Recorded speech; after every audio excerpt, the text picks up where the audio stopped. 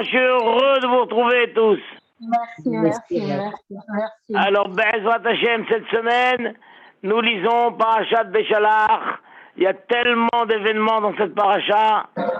La sortie d'Égypte, la Kriyat Yam-Souf, et il y a aussi la manne. Alors, on voit que le Passouk dit Vayomer Moshe, Ze Adavar Asher Siva Hashem. Voici la chose qu'Hashem a ordonnée. Melo a Omer Vimenu les Mishmeret de Nordrem. Remplis un vase de la quantité d'un Omer que vous garderez pour les générations. Les Ma'an Irou et Alehem, afin que les générations verront le pain Asher Echalti Etrem Amidba, dont je vous ai nourri dans le désert, aussi Etrem et Israël. Incroyable. Alors que si quelqu'un voulait garder de la manne pour le lendemain, la manne, elle pourrissait. Mais là, il y avait un miracle que le roi dit remplissez un bon vase de manne et vous allez le mettre à côté des Luchot, à côté de la Torah, dans le Mishkan, et plus tard dans le Beth Amikdash et tout. Et ce vase de manne ne va jamais pourrir. Et chaque fois que les Juifs auront des doutes sur la Emouna, vous sortez ce vase et voilà, regardez dont Hachem a nourri vos ancêtres dans le désert. Et Rachid dit les Dorotechem de vos générations, et ça fait allusion à un épisode qui s'est passé Irmia, à l'époque de Irmia, Jérémie le prophète. Keshaya Irmia Moricham, lorsque Irmia leur a fait des reproches, pourquoi vous n'étudiez pas la Torah? Vem Omrim, eux lui répondaient, Naniach Melachteno, comment on laisse notre travail, Venachok la Torah, on s'occupe de la Torah, mais Khanit Barnes, alors d'où on va voir la Parnassa? Otsi Lahem Tinsen et Aman. Il leur a sorti ce vase qui contient la manne, Ve'amar Lahem. Ador Atem Re'u Davar Hashem, vous la génération, regardez l'acte d'Hashem. Shim'u lo nemar, pas marqué écoutez. Et là, Re'u, regardez, il leur a montré, voilà, regardez. Bazé nitparsemu avotechem, avec ça nitparnesu avotechem. Voilà, de ça ils ont été nourris. Arbe shluchim yesh lo lamakom, il a de nombreux employés. L'Achin Mazon et Réab, pour préparer la nourriture pour ceux qui le craignent. Donc ce que la Torah ici nous dit, mettez de côté un vase contenant le Haman pour les générations, Rachid dit, ça a eu lieu une fois dans l'histoire. À l'époque d'Irmia, les Juifs, ils leur disaient étudier la Torah, ils ont dit si on étudie, d'où on aura Parnassa? Eh bien, Irmia, il a sorti ce vase, il leur a dit, regardez, voilà de quoi vos ancêtres ont été nourris dans le désert. Alors, à Bergman, que j'ai ici entre les mains, dit, c'est quand même une chose incroyable. Parce que Irmia, a été le prophète du temps de la destruction du Beth Amikdash. Donc, vraiment, c'est-à-dire, les Juifs sont sortis d'Égypte. Il y a eu toute la période des Shoftim qui a duré presque 400 ans. Après, il y a eu tout le Beth Amikdash, encore 400 ans. Donc pendant 800 ans, les Juifs n'ont pas posé la question. À la fin du Beth Amikdash, quelque temps avant la destruction, puisqu'Irmia il est apparu, disons, 50 ans avant la destruction du temple, tout d'un coup, pour la première fois, la question se posait, mais si on étudie la Torah, comment on va se nourrir? Ouais, jusqu'à présent, la question ne s'est pas posée. Comment comprendre ça? Alors, pour expliquer ceci, le Rav Bergman cite une Gemara dans Nedarim, où après qu'il y a eu l'exil, la désolation, alors le Passouk a dit Alma Avda Aretz. À cause de quoi c'est arrivé ça? Pourquoi la terre d'Israël a été dévastée, a été perdue? Mi Aish Hacham, qui est l'homme sage, Veyavin Ezot, Qui est l'homme sage qui peut donner une réponse? Pourquoi c'est arrivé là? Pourquoi on en est arrivé là? Alors, Davarze, Nishal Haramim. On a posé cette question au Haramim. Vela Nevi'im. Et on a posé cette question même aux prophètes. Vélo Pirchou. Personne n'a su répondre vraiment pourquoi on en est arrivé à être chassé d'Israël et à retourner, à aller en exil. Il a fallu que Hachem lui-même donne la vraie réponse. Dirti Vayomer Hachem al Ozva Motorati. Hachem dit, c'est parce qu'ils ont abandonné ma Torah. Abandonné ma Torah. La Gemara explique, ça veut dire quoi ils ont abandonné la Torah d'Hachem? La Gemara dit, c'est qu'ils continuaient à étudier, mais lo birchou batorah trila. Ils ne faisaient pas Birkat Torah. Vous savez, le matin, quand on se réveille, on fait toutes les brachot du matin, Hachem qui ouvre les yeux, qui redresse les gens, qui donne la force aux fatigués, et qui guérit les malades, et après, il y a les trois, ce qu'on appelle Birkat Torah. Asher qui déchanu bemizotav itzivanu al divrei Torah. וערבנה השם אלוקינו דיברתו ברוך אתה השם שבחר בנו מכל העמים ונתננו את תורתו ברוך אתה השם נותן התורה. Il y a les Birkat Torah. Eh bien les Juifs ne faisaient plus Birkat Torah. C'est ce petit passage de Birkat Torah. Ils étudiaient mais sans faire Birkat Torah. Alors le Ran il explique là-bas, ça veut dire quoi qu'ils faisaient plus Birkat Torah? Pourquoi on est arrivé à dire ça? Parce que si les Juifs n'étudiaient plus la Torah vraiment. Alors ça c'est une chose visible. Donc quand on a demandé aux Haramim comment ça se fait qu'on en est arrivé là, eh ben ils vont répondre parce que c'est fini, plus personne n'étudie la Torah.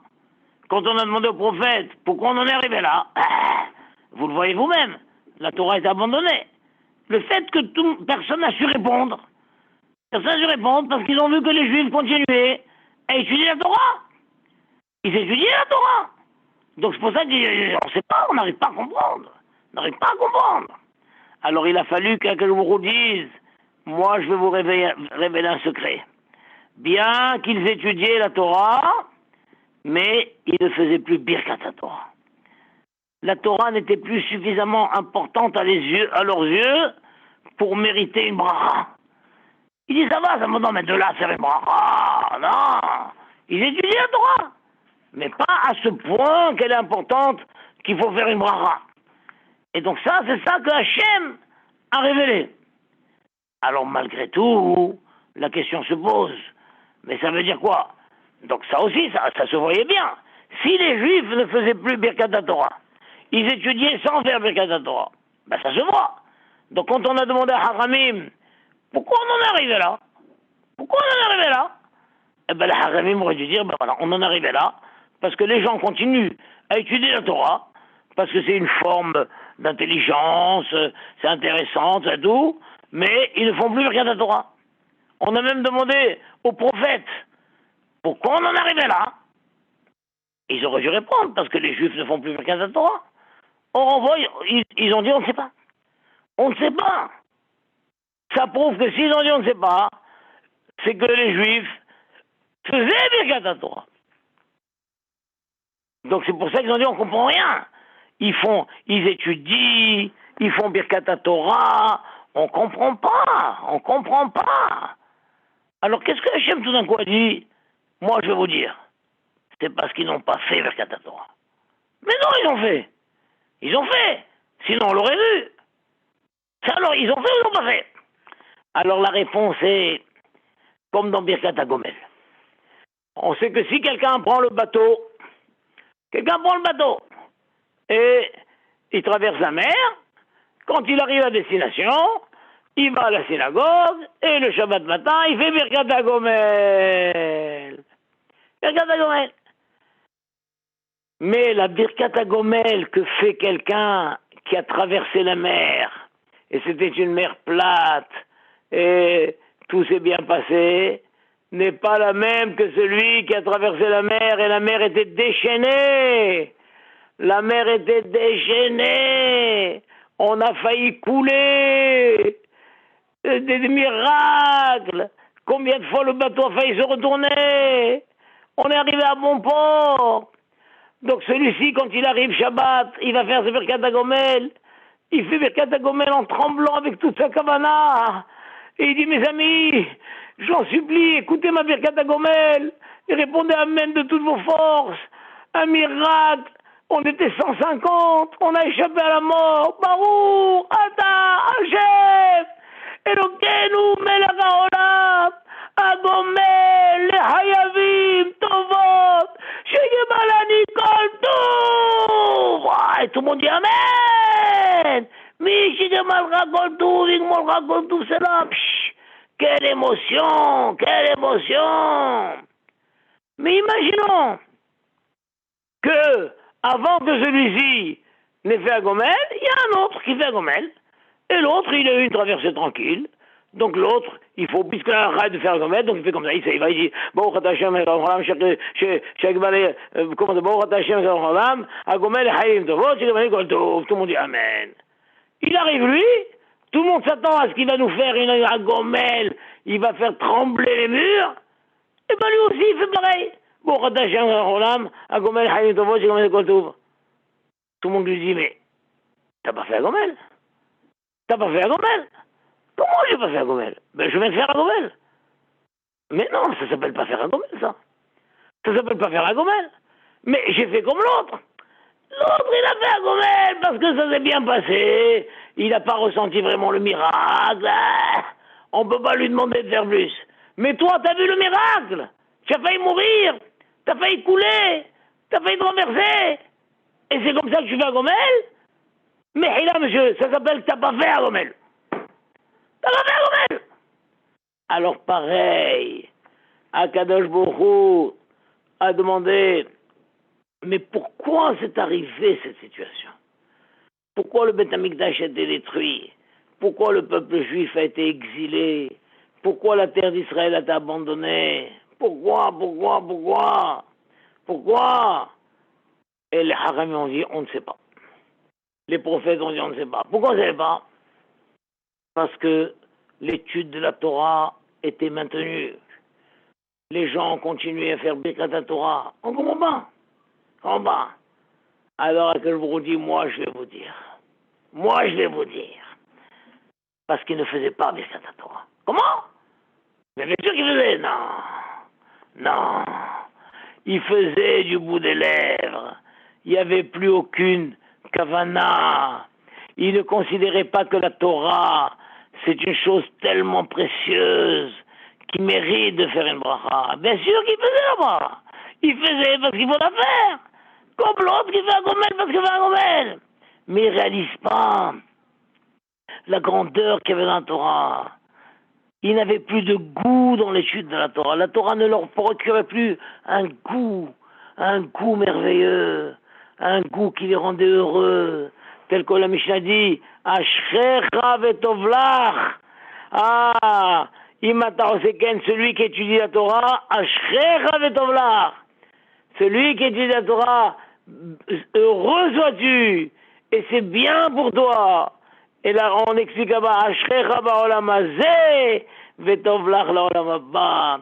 La Torah, elle apporte le bonheur dans Olam hazeh, et elle apporte le bien dans Olam haba. Ah là là, est-ce qu'il y a mieux? Est-ce qu'il y a quelque chose qui rend plus heureux que la Torah? Il s'assoit et dit, allez viens, on va étudier la Torah, viens. Allez viens, t'as fait Birkat Torah? Non, pas encore, viens, on fait Birkat Torah. Baruch Ata Hashem, Elokeinu Melech HaOlam, Asher Kiddushanu B'mitzvotav V'tzivanu Al Divrei Torah. Ah là là, Ve'arevna. Ah, Birkat Torah. Quelle est belle la Torah. Qu'est-ce qu'elle rend heureux la Torah. Elle donne le bonheur dans Olam hazeh, elle donne le bien dans Olam haba. Comme on voit que le Rahim HaKadosh, il a dit, Imayu bnei adam margishim, si les gens sentaient, Bemetikut, Ve'arevut, Tov Torah, si les gens sentaient la douceur, et combien c'est agréable, combien c'est bon la Torah, Ayu mishtag'im umitlahatim hareha. Ils seraient devenus fous derrière la Torah. Ils auraient couru un livre de Torah. L'Abdil, comme un enfant, il court derrière un Astérix ou un Tintin, je sais pas quoi. Un livre de Torah!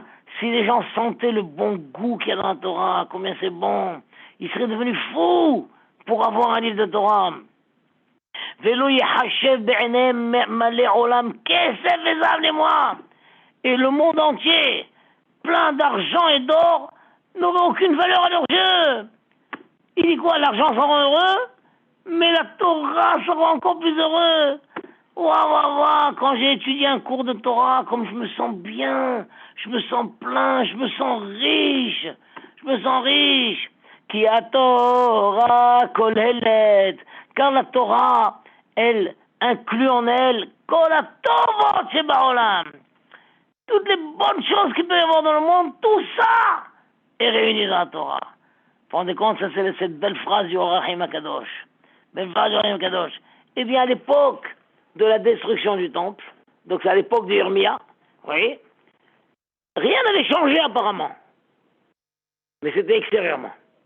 Intérieurement, ils avaient perdu le goût de la Torah. Ils avaient perdu l'importance que le fait d'étudier la Torah, ça donne le bonheur, ça rend heureux, c'est plus important que tout. Et ça, c'était chacun dans sa vie privée. Personne ne le sentait chez l'autre.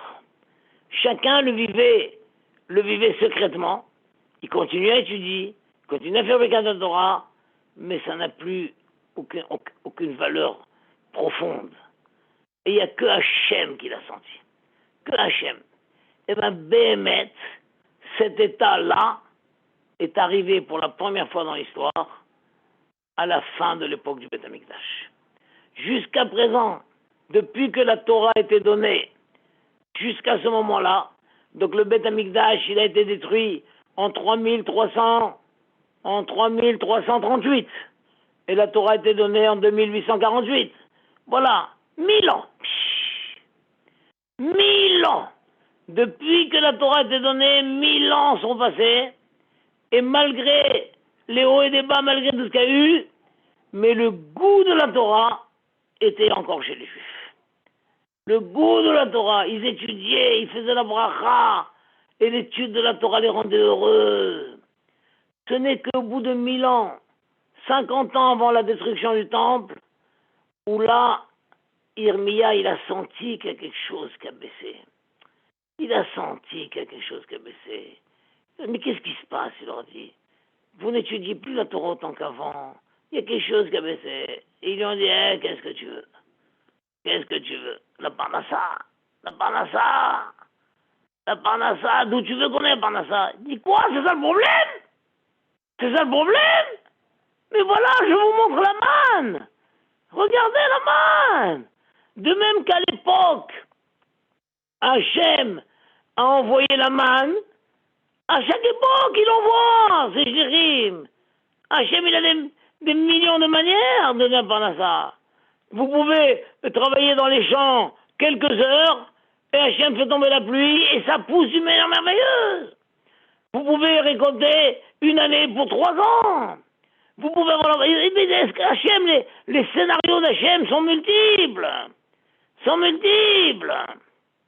Mais on voit que malgré tout ça, le goût de la Torah n'est pas revenu.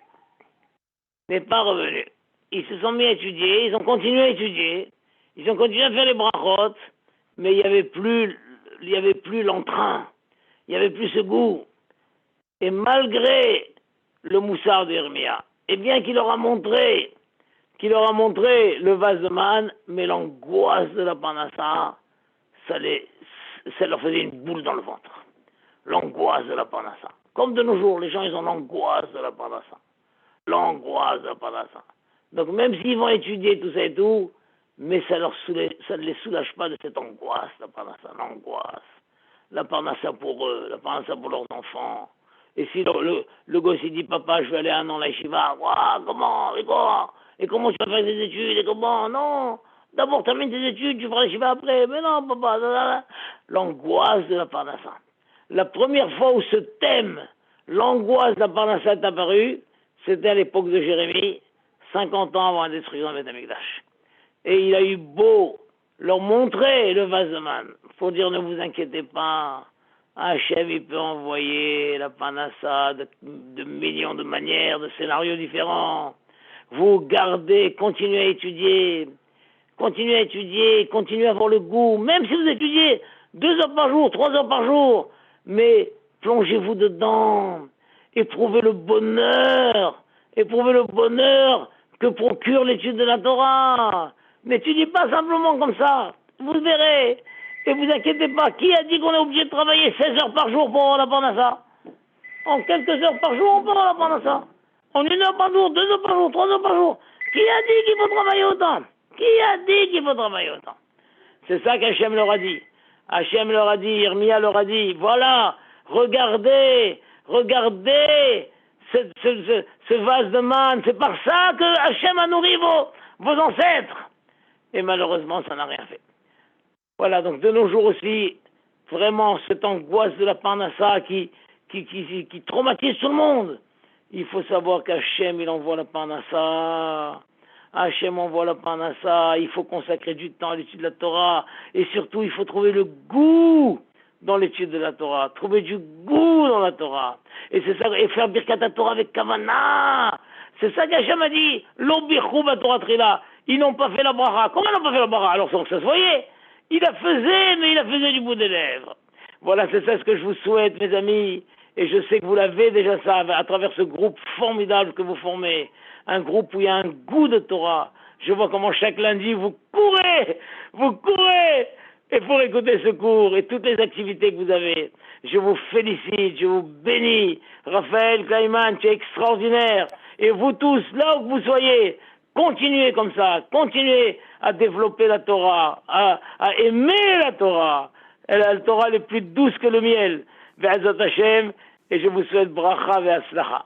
À bientôt. Merci beaucoup. Au revoir. Au revoir, mes chers amis. Au revoir. Je vous aime beaucoup. À très bientôt. Au revoir tout le monde. Bracha ve'aslacha. Kol tuv. Merci beaucoup, Rav.